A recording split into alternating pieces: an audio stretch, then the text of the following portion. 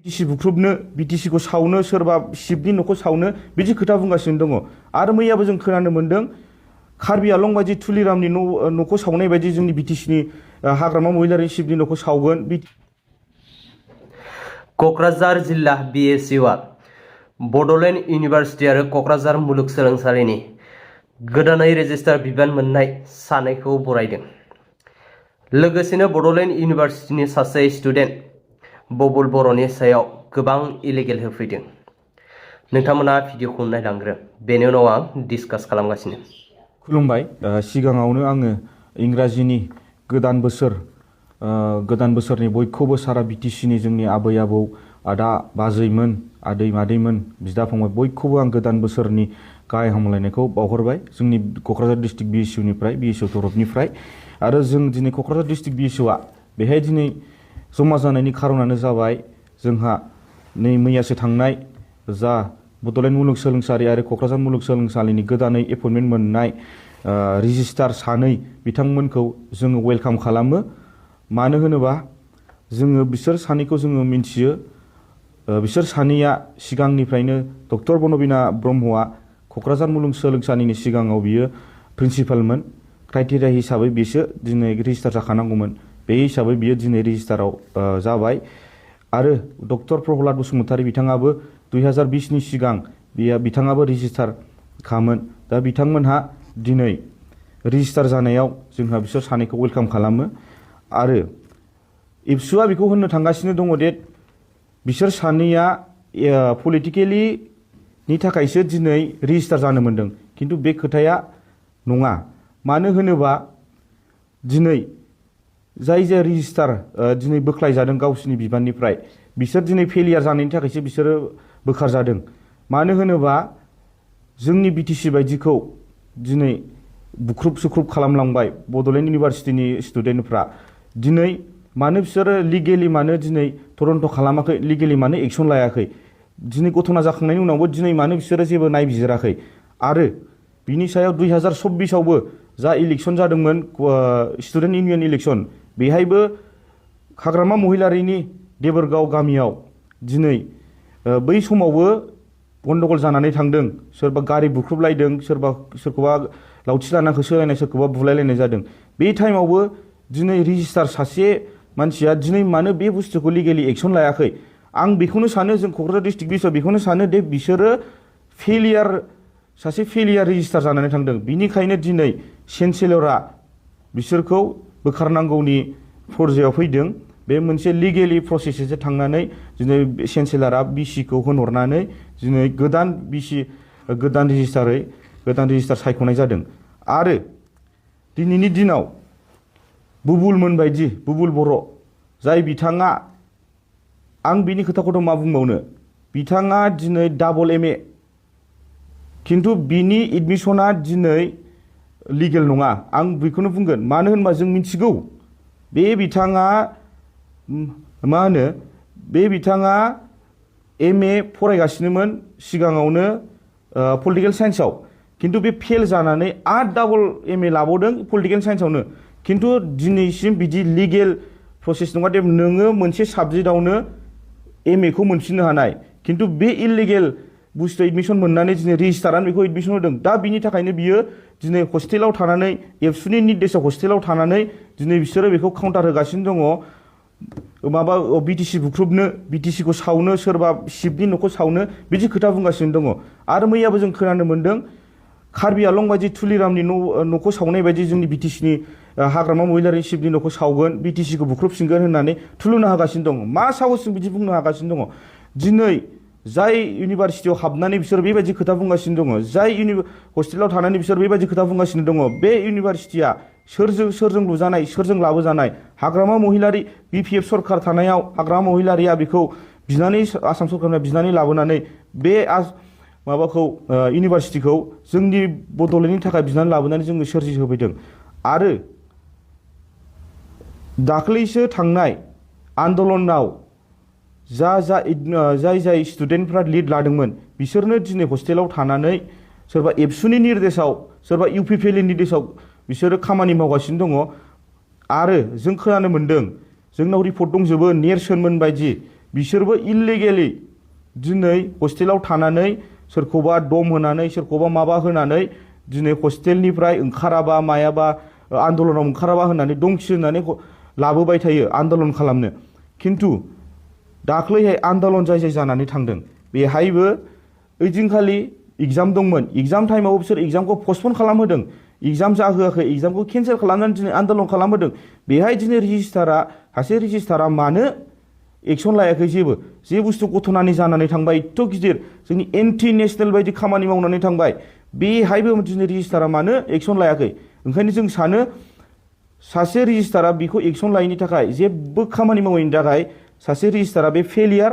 जोङो गोदान फैनायनि सायाव जोङो बिराद मोजांसो मोनदों, बरायदोंसो जोङो क'क्राझार डिस्ट्रिक्ट BSU निफ्राय।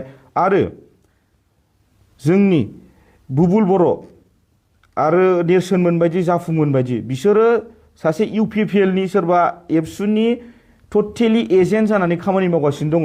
बिसोरो दिनै खुनु फर्मेल स्टुडेन्ट नङा, बिसोरो सासे इलिगेल बाबै दिनै हस्टेलाव थानानै खामानि मावगासिनो दङ। आरो जाफुंहोनाय प्रेजेन्टलि GS जानानै दङ, बियो अबभियासलि बियो एबसुजों सापर्ट होनानै दाख्लैसो देरहाबोनाय गथ'।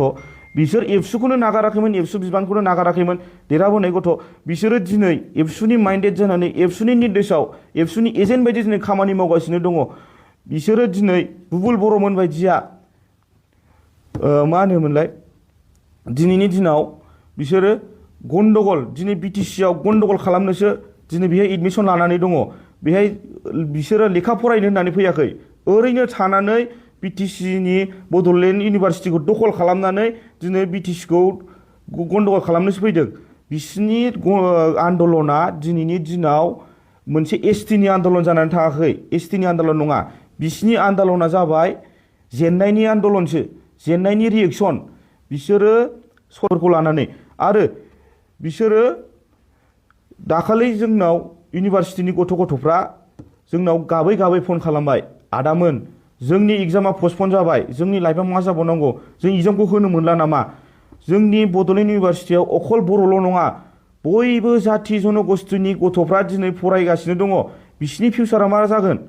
जोंनि बिदा फंबायफ्रा, जोंनि फंबायफोरनि फिउचारा मा जागोन? दिनै एग्जाम बन्द जाबाय थायोबा, बिदि आन्दलन खालामलांबाय थायोबा, नंखायनि पलिटिकेल लाबालाबनि थाखाय बिसोरो दिनै आन्दलन खालामगासिनो दङ। एबसुआ दिनै मिन्थिखागौ, बिसिनि लिडारफ्रा दिनै मिन्थिखागौ दे ST आ सोरबा NOC हरबानो जागोन नामा, जागोन ना जाया, बेखौ बिसोरो मिन्थिखागौ मोजाङै। खिन्थु बिसोरो बेखौ प्रपगेन्डा लाफ्लानानै, पलिटिकेलि प्रपगेन्डा लाफ्लानानै BTC खौ गन्दगल खालामनो थाखाय दिनै बिसोरो बे आन्दलनखौ खालामफ्लागासिनो दङ। जों ओंखायनो होनो बुबुल बर'मोन बायदिया मा साहसै दिनै बिदि खालामगासिनो दङ। जों बेखौनो रोखा बुङो, एबसुनि एजेन्ट जाना बिसोर खामानि मावगासिनो दङ। बिसोरो सासेबो स्टुडेन्टआ फर्मेलि स्टुडेन्ट नङा। आं बेखौनो गोख्रों रावजों सोंखारिनो सानदों। आरो जुदि बेबायदि खामानि मावबाय थायोबा जों आयेनगथ' जोङो बेबस्था लागोन, आरो जों लाखागासिनोखा। जों पुलिसनो जोङो रिपर्ट होजोबखाबाय, जों आयेनगथ' तदन्त खालामगोन। जाय मानसिया जोंनि एन्टि नेसनेल, जोंनि BTC खौ माबा हानि खालामनो नाजागोन, जों बेखौ जों नागारनाय नङा। जों आयेनगथ' जों बेखौ बेबस्था लागोन। बांद्रायबाय नामा मानाव गेदेर सार नोंथांमोननिया? 28टा MCLA देरहाखांनायनि उनावबो सिंगल मेजरिटि सोरखार दानो हायासै। निस्सय BPF खौ माबा मोनसे गाज्रि कालापुतफोरा दोबथिंदों जानांगौ। बेनिखायनो BTC आव जा दावराव दावसि जायो, बेफोर गासैबो UPPL नि षड़यन्त्र, एबसुनि षड़यन्त्रखौल' नुनो मोनो। आरोबाव BSU निफ्राय बुंदों मा NOC नि खोथा। भाई नोंथांमोनाबो गोरों गोरा मानसिखा, एसे मोजाङै साननानै नाय, गावबा गावनि पकेटखौल' सानबा जाया। दे आं मानिबाय दे, ST खौ सोरबा प्रमद बर'आबो होनो हाया, हाग्रामा महिलारियाबो हारसिङै होनो हाया, पावारबो गैखाया बिसोरनियाव। नाथाय भारत सोरखाराथ' बै 6टा जनजातिनो ST होयोब्ला जोंनि काउन्सिलनिफ्रायथ' गनायथिखौ लाग्रोनांगोन ना, जोंनिफ्राय। दा जोंहा टटेलि एक्जिस्टिं थाखानाय ST हिसाबै 14टा दं। बे 14टा ST फोरनियावथ' मतामतखौ बिथांमोना लाग्रोनांगोन ना, आरो नागिरगोनबो ना बिथांमोना। दा जोंनि बर'निखौ बुंनोसै आं। बर'नि गाहाय गोरा दैदेनगिरि हिसाबै दासान्दि जोंहा हाग्रामा महिलारि, नङा होमबा? दिनै हाग्रामा महिलारि बिथाङा खुगाजों बुंगासिनो दं जे थाखानाय एसटिफोरनि जेबो खहा जायाजासे 6टा जनजातिनि एसटि होनायाव जेबो अजद गैया होननानै नाथाय हाग्रामा महिलारि बिथाङा जितु ग्रुप अफ मिनिस्टारनो हरनाय एनअसि बे एनअसि आव लिरनाय गैया जे थाखानाय एसटिफोरनि जेबो खहा जायाजासे 6टा जनजातिनो एसटि होनायाव जेबो अजद गैया होननाय बेवहाय डाइरेक्ट लिरनाय दं जे कच राजबंशी आरो आदिबासीनो थाबैनो एसटि स्टेटास होनांगौ होननानै दाबि खालामना लिरनायसो दं अब्ला बेनि सायाव बिएसइउ मा बुंगोन हा बिएसइउ मा बुंगोन आरोबाव नोंथांमोना नैबे भिडिअ क्लिपखौ नाय मथते एसटि क्षेत्रत बिटिसि अঞ্চলত এটাই হ'ব লাগে ভি দে না ফি দে এনেকুৱা দুটা তিনিটা এটা জনগোষ্ঠীক ভি এটা জনগোষ্ঠীক ফি এইটো হ'ব নালাগে এইটো আমি বিচাৰিছোঁ হ'লে এটাই হ'ব লাগে সেইটো আমি মন্ত্ৰীগত যিটো গ্ৰুপ অফ মিনিষ্টাৰৰ যিটো কমিটি আছে সিহঁতক আমি আমাৰ অপিনিয়নটো দিছে আৰু ইয়াৰ লগত government of India tribal affairs বা এনেকুৱা যিখিনি মিনিষ্ট্ৰী আছে ইয়াতে আমি আমাৰ বিটিচি ফালৰ পৰা যিখিনি অপিনিয়ন দিব লাগে এক্সিষ্টিং 6 জনগোষ্ঠীৰ এসটি দিয়াৰ ক্ষেত্ৰত সেইটো আমি যোৱাকালি কাউন্সিলে ডিচিছন লৈ পেলাই দিছে बेनि सायाव बिएसइउ मा बुंगोन हो बयबो कमेन्ट खालाम रायजोफोर मा बुंगोन बेनि सायाव आरोबाव बिसोर बुंदों मा बिटिसि एसेम्बलि बुफायनाय जाथाय एबसुनि फिरफिला लानाय बेवहाय एबसुनिल' फिरफिला नङा लोगोसेयैनो भारतनिबो फिरफिला दं बे भारतनि फिरफिलाखौ दा नोंथांमोना मा बुंगोन